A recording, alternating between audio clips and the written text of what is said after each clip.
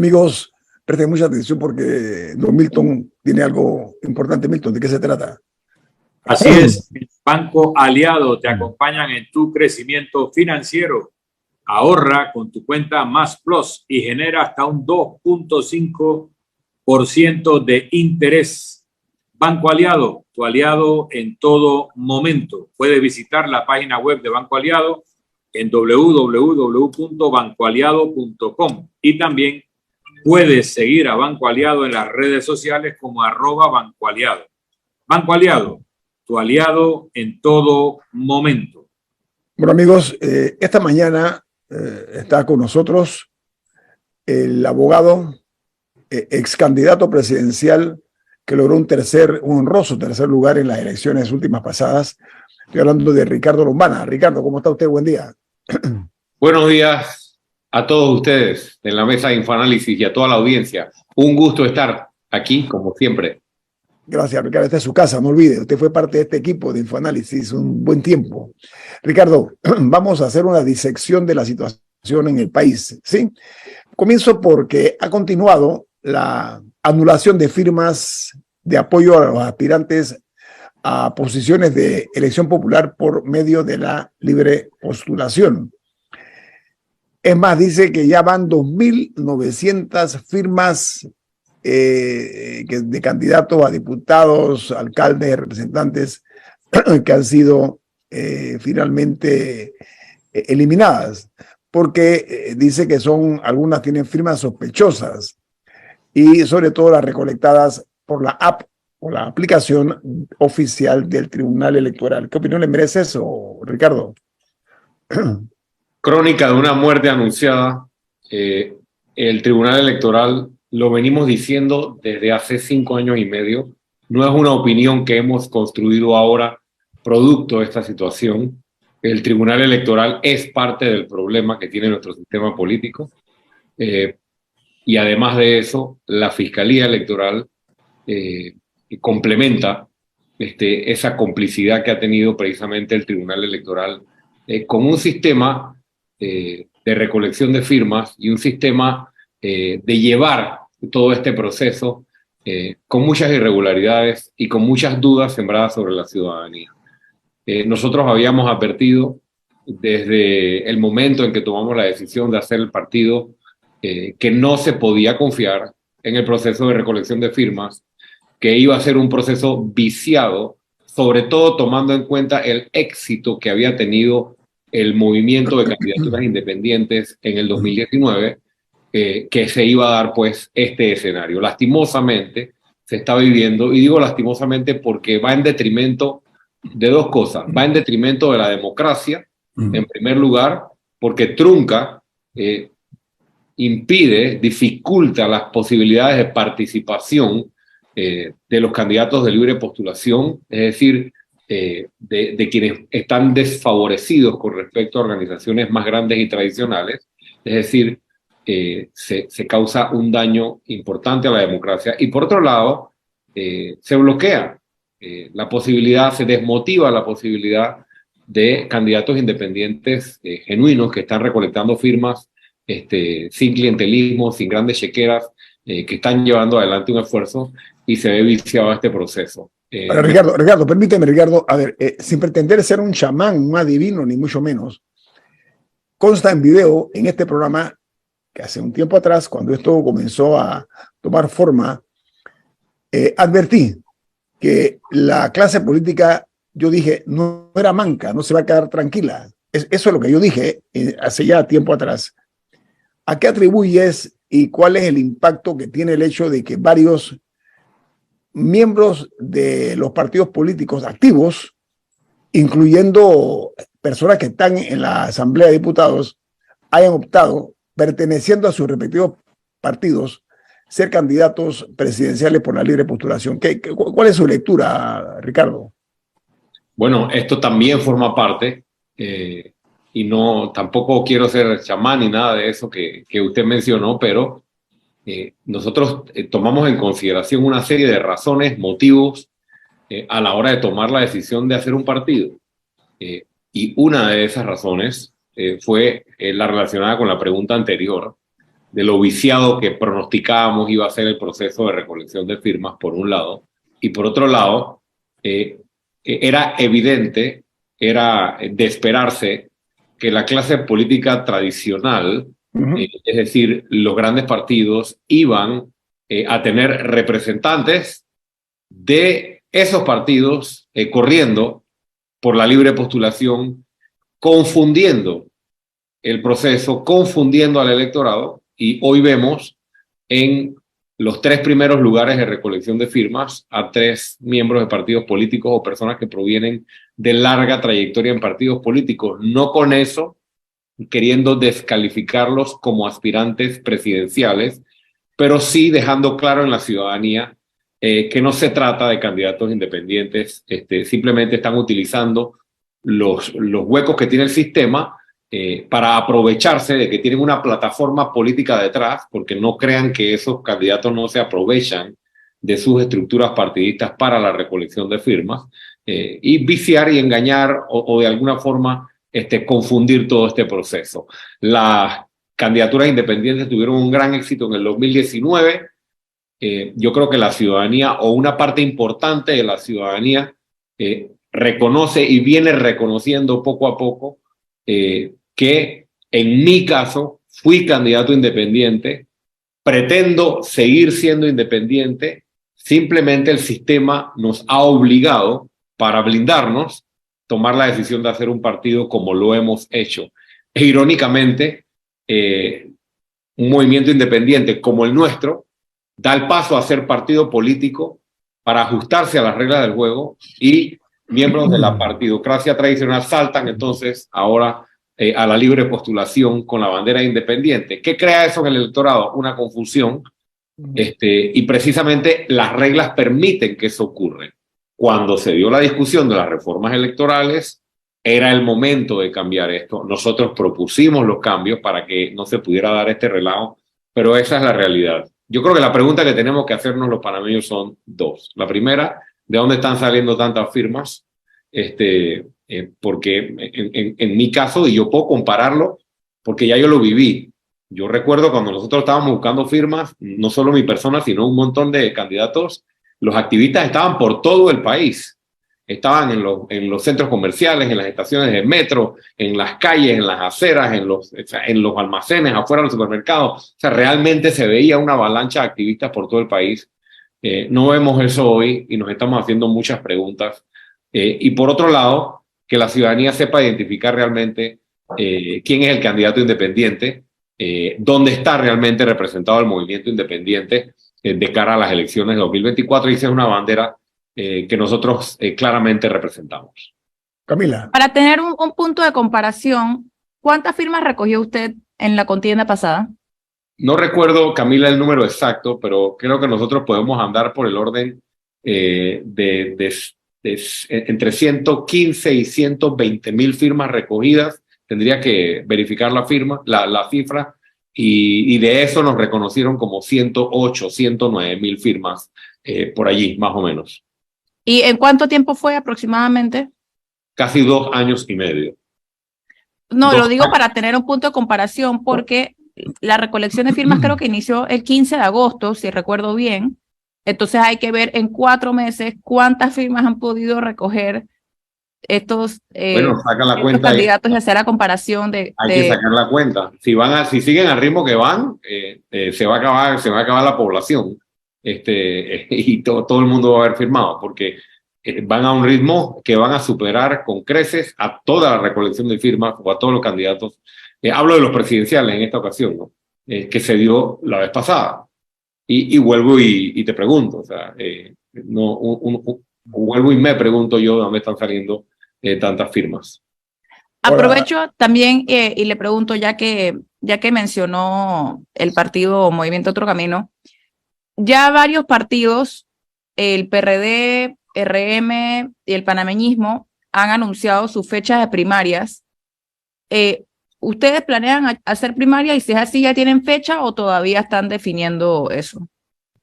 Nosotros todavía no hemos seleccionado fecha para selección de candidatos. Nosotros ya hemos tomado la decisión de que no vamos a realizar primarias, eso lo hemos hablado en este programa y en muchos programas, no vamos a realizar primarias para todos los cargos excepto presidente. Y en el caso presidencial, estamos haciendo ciertas consultas al Tribunal Electoral porque hay una nueva norma, una nueva reforma electoral que establece que los partidos menores de 100.000 adherentes no necesitan hacer primaria, pueden escoger sus candidatos mediante otra vía. Entonces estamos haciendo la consulta de si ese va a ser el camino, sobre todo por temas de costos, ¿no? En lo que venga aquí adelante. Pero todo esto debe ocurrir antes del 31 de julio y me siento cómodo en decir que entre los últimos días de junio y el mes de julio del otro año están ocurriendo ambos procesos, tanto ya la definición de nuestras candidaturas a todos los cargos de elección popular como la candidatura presidencial. Ricardo, permiso que tengo un corte comercial, pero ¿sabes qué? Nada más para cerrar este capítulo. Históricamente, en la actual etapa democrática, ¿no? Post-invasión, un número importante de políticos traicionan su ideología e incluso hacen alianza con sus históricos enemigos. ¿Sabe con qué propósito? Con tal de vivir en el presupuesto. Esa es la realidad. No quedarse fuera de la papa, o es un término más coloquial, ¿no? Entonces, si hay una persona que ha sido distinguida por un partido político que ha defendido durante años, que ha logrado ascender a la altura del poder, de repente, como ve que no tiene tal vez posibilidades, entonces brinca, fíjate el término de uso, casi que olímpico, brinca, entonces a un espacio que habían criticado cuando estaban antes en el poder, porque criticaban y se mofaban de los candidatos de libre postulación, y ahora, ironía del destino, aspiran a ser candidatos por la libre postulación. Vamos al corte comercial. Esto es InfoAnálisis, un programa para la gente inteligente. Ricardo, ¿cómo funciona cuando se dan alianzas? Porque yo sé por experiencia que cuando uno postula al candidato de otro partido lo hace por convención. Pero si un partido no se ha planteado hacer una primaria y luego, postula a su propio candidato, pero si después hace una alianza, se desmonta al candidato porque renuncia, o sea, ¿cuál es la dinámica de las alianzas? Hasta ahora las consultas que hemos hecho van tal vez en dos momentos. Tenemos una fecha todos, hagamos primarias o no, para guardar espacios si lo queremos hacer. Es decir, que podemos tomar una decisión previa de guardar ciertos espacios. Pero si se da el caso de lo que tú mencionas, de que no se guardó el espacio, se decidió que el candidato era X y luego vino una alianza, en efecto, ese candidato tendría que renunciar o declinar de su candidatura. Y en el caso de candidato presidencial, estaba pensando en presidencial. Estabas pensando en el presidencial. Y tenemos... Ahora que tú convocas a una primaria y después haces una alianza, ¿cómo funciona la mecánica? Bueno, la ley da, a partir del 31 de julio, hay un periodo más para la consolidación de las alianzas. En ese espacio está previsto en la norma electoral el acuerdo de alianzas incluso para candidatura presidencial, y tendría el candidato presidencial que, por ejemplo, va a ir en alianza, si no va a ir a la cabeza, de declinar su candidatura. Declinar. Entonces convocas a una convención para postular a la fórmula. A una convención o a la instancia que tu estatuto disponga, como la que tiene la facultad de definir el tema de las alianzas. Okay. En nuestro caso sería el directorio. El directorio nacional tiene la potestad de decidir sobre las alianzas. Entonces, en ese caso sería el directorio. Ya, ok. Gracias. A la orden. Le mando la factura por la consulta. No, tú yo estoy tratando de buscar. No sé si es que los quitaron de la página, porque no encuentro o sea, como están revisando y eso, no sé si habrán quitado, o si es que yo no sé dónde está. Porque la cantidad de firmas nuestra. Sí quedé, no, la de las actuales. O sea, lo que pasa es que sí quedé con la curiosidad de ¿cuánto tiempo me dijo que fue? 2 años. Estás haciendo una buena matemática. O sea, ya llevan lo que nosotros llevábamos en 1 año y pico. 2 años. Sin permiso, vamos al aire. Bueno, continuamos platicando con el abogado Ricardo Lombana, preside el movimiento Otro Camino. Y como dije, fue pues el que abrió la trocha, perdónenme el término, para lo que hoy es una fluidez en cuanto a candidaturas por la libre postulación. Ricardo, un cambio de tema. A ver, hay un principio elemental que practican muchos países, mucho más avanzados que nosotros, por supuesto, y que dice que debemos cuidar la tierra donde recogemos nuestros frutos, ¿sí? Que va a ser nuestra independencia real cuando podamos comer de nuestra propia producción nacional. Sin embargo, en Panamá se dio un contrato en un área protegida, en un sitio llamado Donoso, en la provincia de Colón, para el desarrollo de la industria minera. Área protegida, eso es importante. Esto ha generado una serie de situaciones donde la compañía en comento, la minera, ha estado trabajando durante largo tiempo sin que haya o sin que medie un contrato de por medio, y el gobierno logró un acuerdo con la empresa, pero no ha habido una formalización del contrato, pero sigue la empresa extrayendo millones y millones de materiales en cuanto a oro, a plata y a cobre. Son 3 productos importantes. Ricardo, ayer Minera Panamá reveló que había presentado el 9 de diciembre una nueva propuesta al gobierno nacional para lograr un acuerdo que, según ellos, lleve la firma a un nuevo contrato que ya se acordó, dicho sea de paso. Entonces, el gobierno había anunciado que si Minera Panamá no firmaba este nuevo contrato a más tardar el 14, eso significa que es mañana, iba el gobierno a tomar una serie de acciones, yo creo que dignas, muy dignas a propósito, alternas, para continuar la operación minera y que esta no se viera afectada, pero que este negocio entre enero y septiembre de este año, para que tengamos la medida, ha generado en ventas para la empresa 2.285 millones de dólares. Ahora, la Cámara Minera ha enviado un comunicado en la cual dicen que hacen una advertencia al gobierno de Panamá diciendo que hay inclinaciones hacia una expropiación de la inversión privada, tras poner el gobierno un plazo para un nuevo contrato que hasta ahora se había logrado el acuerdo y no se ha firmado, pero la empresa sigue trabajando sin contrato. ¿Cuál es su opinión como abogado, no como político, Ricardo Lombana? Está difícil esa, porque estoy en la actividad política, sí soy abogado. Ok, las dos, démele los dos matices, pues. También ciudadano. Ok. Mira, este es un caso clásico que define uno de los grandes problemas de Panamá. No existe ningún país en el mundo en el que haya un contrato de concesión, en este caso de extracción minera, de tal magnitud como este, que sea un contrato inconstitucional, es decir, que no tiene validez, pero la operación continúa y la empresa sigue generando utilidades. Permítame un punto, abogado Lombana. La Corte Suprema de Justicia emitió su opinión, sin embargo, no se ha hecho caso o se hizo caso omiso de esa decisión de la Corte Suprema. ¿Qué opinión le merece? Bueno, es que el problema legal radica allí, ¿no? Esto retrata de cuerpo entero el problema institucional que tiene Panamá.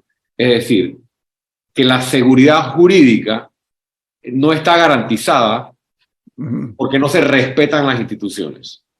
Porque existe un órgano judicial que emite un concepto o emite una opinión, que en este caso es determinante, y esto es olímpicamente ignorado y es llevado a otro escenario, a la negociación directa entre el Ejecutivo y una empresa que tiene su contrato en el limbo jurídico, pero que sigue una operación comercial que le genera utilidades.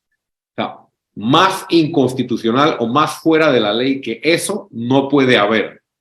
De por sí eso ya representa un problema, pero no vamos ahora a caer en que hay que arreglar el problema de la justicia, que es parte de lo que nosotros queremos hacer desde el gobierno para solucionar el problema de la minera o del contrato de Minera Panamá.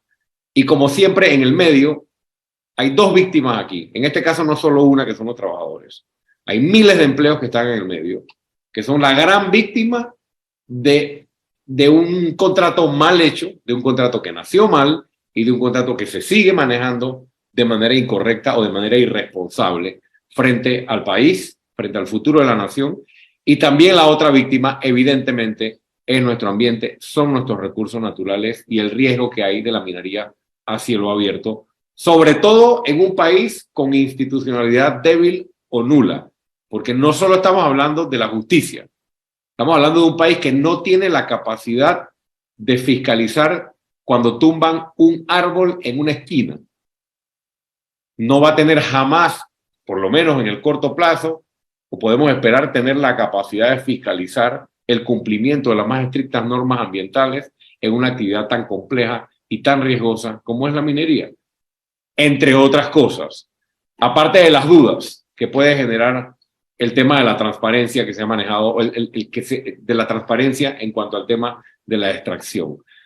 Yo quisiera opinar,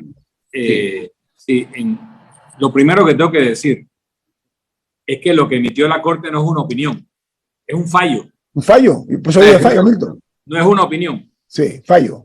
Y de acuerdo a la Constitución, los fallos de la Corte Suprema de Justicia son finales, definitivos y obligatorios. Y este es un fallo final. Ahí falta una parte del artículo que diga a menos que sea en Panamá. No, bueno, estoy hablando en lo que dice nuestra Constitución. Porque es ridículo. Así es, pero es un fallo final, definitivo y obligatorio de 2018. Y ese recurso de interpretación que luego fue fallado en el 2021 no impide la ejecución del fallo desde el 2018 porque el propio Código Judicial dice que los recursos de interpretación o solicitudes de interpretación no pueden afectar el fondo del fallo, sino aclaraciones de la implementación de la sentencia. Así que lo que primero quiero dejar sentado es que no existe contrato entre el Estado y la empresa que explota esa mina desde el 2018. 4 años. Y también quiero recordar que la Constitución dice que pertenecen al Estado las riquezas del subsuelo. Esto significa que si la minera fuera propietaria de la tierra, de la superficie, es propietaria de la tierra, pero no es propietaria de las riquezas del subsuelo, que siempre son del Estado. Lo que significa que todo el oro, la plata, el molibdeno, el cobre, que está debajo de esa tierra. El oro. Y el oro, dije oro, plata, molibdeno, etc. Perfecto. Pertenece al Estado y cualquiera que lo extraiga sin tener una autorización legal está cometiendo un hurto, una apropiación indebida o cualquier otro tipo delictivo que corresponde a cuando tú extraes o tomas para ti bienes de otro, en este caso del Estado panameño. Entonces, pretender que cumplir un fallo de la Corte Suprema corresponde con la figura de la expropiación es absurdo por 2 razones. Uno, porque ya hemos dejado claro que los bienes del subsuelo, la riqueza del subsuelo pertenecen al Estado y quien la ha tomado sin derecho es la empresa minera y por lo cual debiera retribuir o devolver al Estado panameño no un porcentaje, no el impuesto causado, el 100% del valor de eso que se extrajo de la tierra sin tener una autorización legal, le pertenece al Estado. No es que va a devolver una parte, que va a pagar un impuesto retroactivo. El 100% le pertenece al Estado según la Constitución que rige en este país. Y para finalizar, en derecho uno aprende, y no creo que haya cambiado porque esta es una figura del derecho romano, que lo accesorio sigue el destino de lo principal.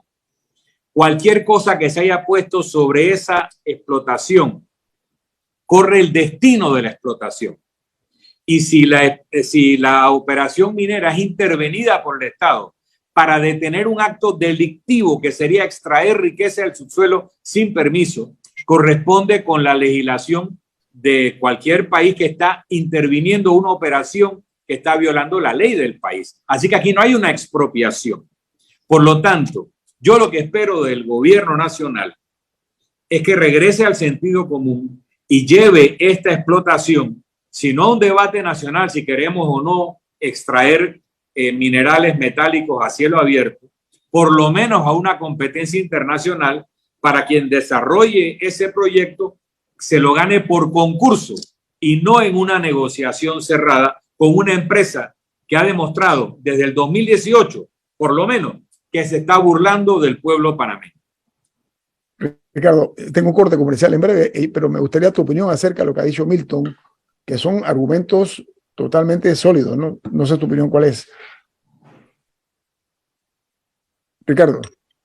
Pensé que íbamos al cambio, perdón. No, 2 minutos nada más. Estoy completamente de acuerdo en la línea de argumentos de Milton. Coincido, era lo que estaba planteando con respecto al fallo de la Corte Suprema y la operación al margen de la ley de la empresa desde que se dictó esta decisión de la Corte Suprema.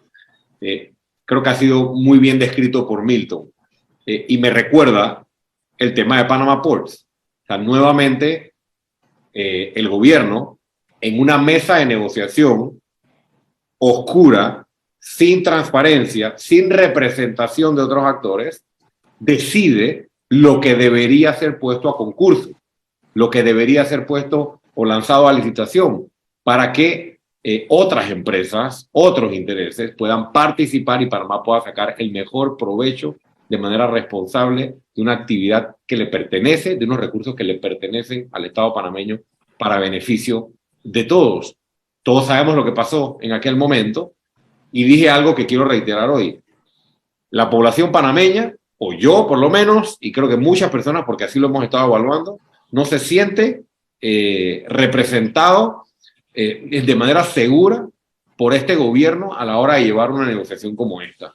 Pero mira, Ricardo, no solo coincido en que debe ser lanzado a concurso, si eso es lo que queremos, sino que además, a pesar de ser gobierno, no es un interlocutor confiable por la forma en que han estado manejando las negociaciones. Y coincido con Milton de que un tema tan sensitivo como la actividad minera no puede ser la decisión de un gobierno.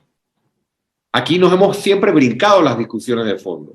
El país tiene que tomar una decisión de si quiere o no quiere dedicarse o incorporar esta actividad como parte de su desarrollo nacional.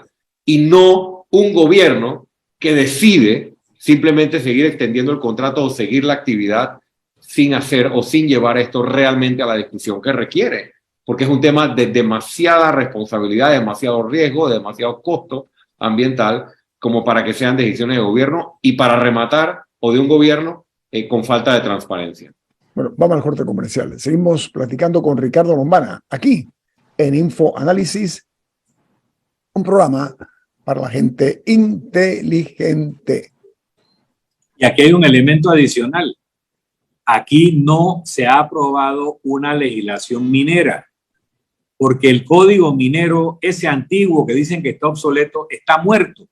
Cuando tú pasas una ley que subroga otra ley, esa ley subrogada muere. Si tú luego derogas la ley subrogatoria, eso no revive la ley subrogada. Esto es como si Juan mató a Pedro, luego la policía vino y mató a Juan. Eso no revive a Pedro.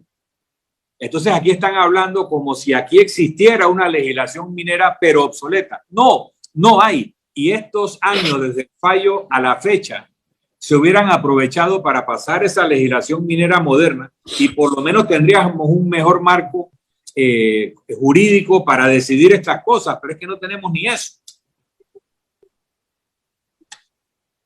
Y hay que ver desde el 2018 también el tema de la complicidad, Milton, porque así es. Esta operación ilegal ocurre con la venia de los responsables de turno desde que se dio el fallo hasta la fecha. Así es, y con un encabezamiento en la Corte Suprema de Justicia del recurso ese de aclaración que también provocó todas esas excusas para decir no, está todavía resolviéndose. O sea que aquí hay que investigar a mucha gente y ese es el problema con este tema, que hay tanta gente involucrada que nadie le va a pasar nada, vamos. excepto al país. Ricardo Lombana, una conclusión acerca de esta situación que se está presentando, con Minera Panamá, para cambiar otro tema, sobre todo porque hay que verlo desde esta fórmula que yo realmente lamento, y es que un fallo de la Corte Suprema de Justicia, que es definitivo, perdón, parece que hay una sociedad aletargada, somnolienta, que no se da cuenta de lo que está pasando, aparentemente, y también algunos funcionarios que están dentro de ese mismo contexto. O sea, hablabas de la fragilidad institucional. La palabra es mía, pero más o menos fue el término que usaste. Yo lo llamo fragilidad, debilidad, creo que tú dijiste. ¿Qué hay que hacer para evitar que continúe este tipo de prácticas? Porque, ¿sabes qué? El gobierno nacional le puso un plazo, y lo que dice la Cámara Minera es que esto es un plazo fatal, es la palabra que usa, ¿no? Y que esto va a terminar es que tal vez con una expropiación. Yo no estoy muy seguro. Lo que yo no estoy de acuerdo es que estén explotando la tierra nuestra, nuestros bienes, nuestra riqueza, sin que medie un contrato. En cualquier país serio, eso no es permitido, o es permitido, yo lo desconozco, señor Romana. Completamente de acuerdo. Poco confiable para mí resulta lo que ha hecho el gobierno. Esto, recordemos, remontémonos hace un año, con unas declaraciones irresponsables del presidente de la República en una conferencia de prensa en las cuales anunciaba el nuevo acuerdo al cual se había llegado con la minera para el nuevo contrato. Se anunció, se pagó publicidad con fondos de todos los panameños, anunciando el nuevo acuerdo, los nuevos términos. Hasta se repartió la plata en un listado de cómo se iban a redistribuir los nuevos acuerdos, las nuevas regalías, o todo lo que se había acordado con esta empresa que estaba operando al margen de la ley, producto del fallo del cual hemos estado hablando. En su momento advertimos la irresponsabilidad magna que cometía el presidente de la República al hacer semejante anuncio, porque esto no solo había sido fallado por la Corte, sino que además de eso tenía que firmarse un nuevo contrato que no estaba firmado. A pesar de eso hicieron el anuncio y tenía que ir a la Asamblea.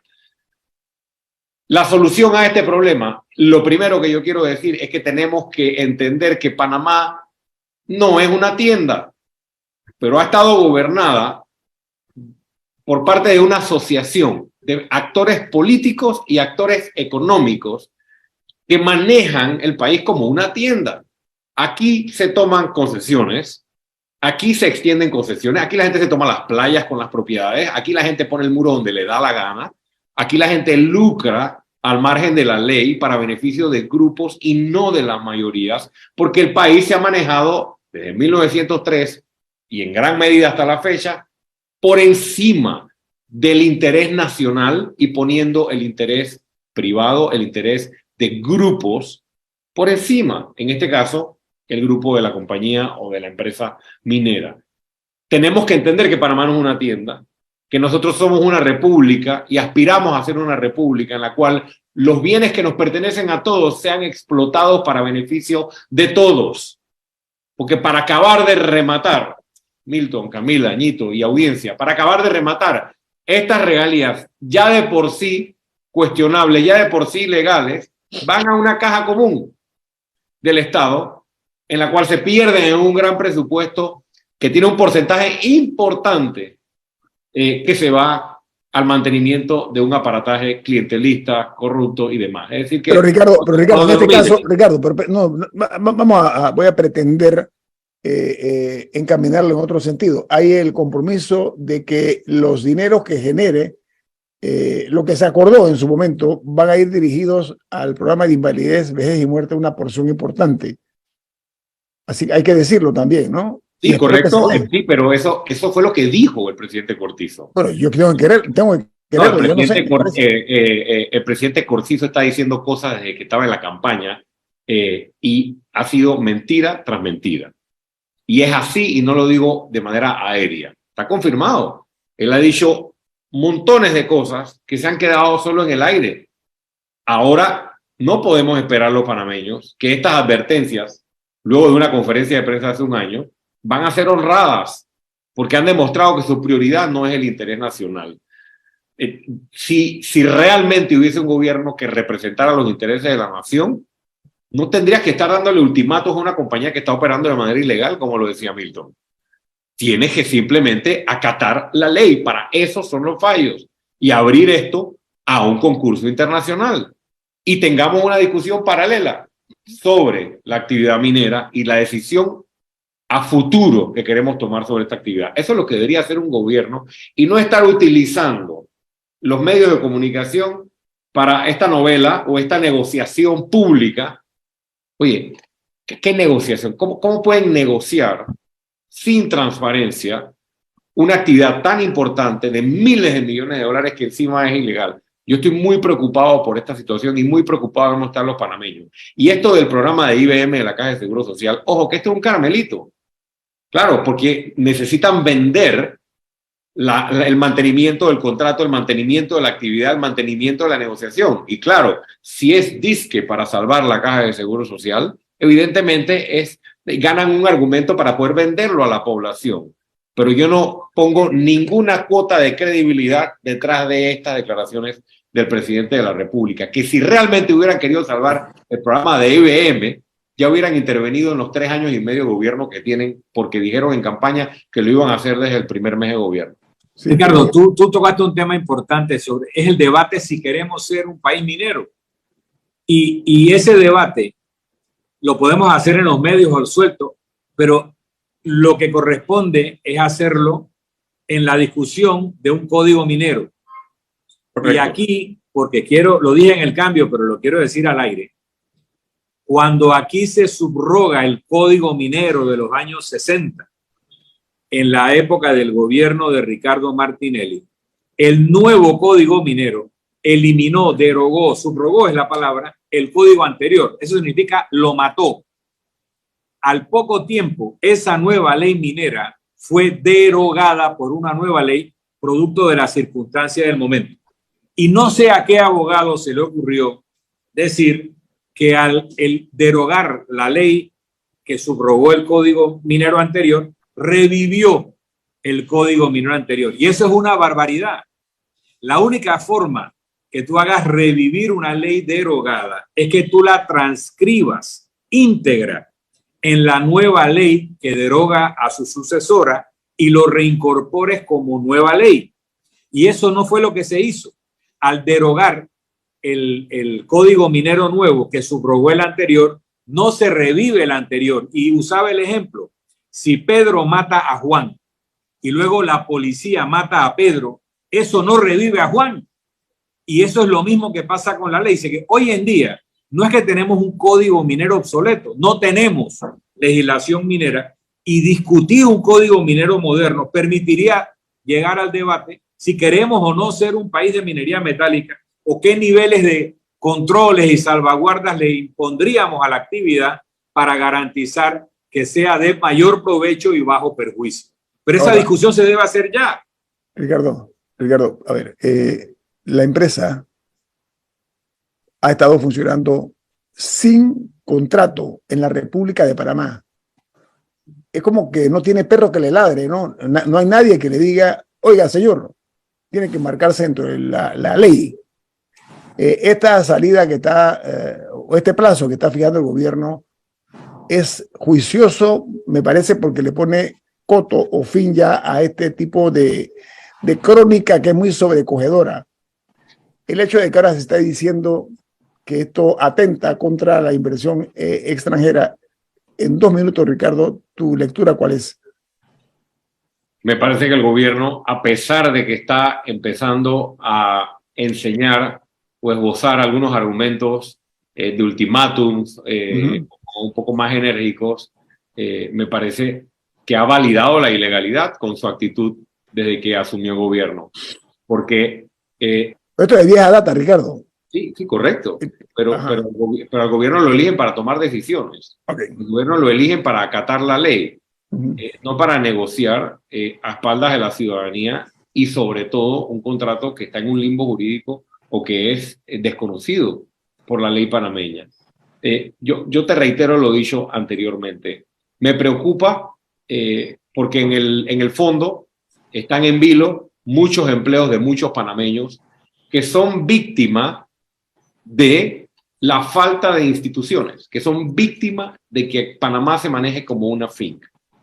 parte de nuestra propuesta, y con eso te respondo, precisamente ataca a la transformación que el país requiere hacer con respecto al fortalecimiento de sus instituciones. Que en este país haya reglas, que haya orden, que haya certeza del castigo, que haya transparencia para la participación comercial y económica de los distintos actores. Si seguimos manejando el país de esta manera, no esperemos ser tomados en serio por la comunidad internacional. No esperemos que nos retiren de las listas que tanto daño nos hacen. No esperemos que el nombre de Panamá se libre de las manchas que ha adquirido en los últimos años. Tenemos que entender que lo que pasa con nuestro gobierno, que lo que pasa con el Estado panameño y estos contratos es precisamente lo que refleja internacionalmente la seriedad de un país y el compromiso de un país para apostar al desarrollo, pero de manera seria. Si queremos traer inversiones en el sector minero o en cualquier otro sector, tenemos que ponernos serios en materia de justicia, en materia de estabilidad y en materia de reglas del juego. Con esa reflexión de Ricardo Lombana cerramos Infoanálisis por el día de hoy. Muchas gracias, Ricardo, por acompañarnos esta mañana. Se aprecia. Gracias a ustedes. Viene Álvaro Alvarado con su programa Sin Rodeos.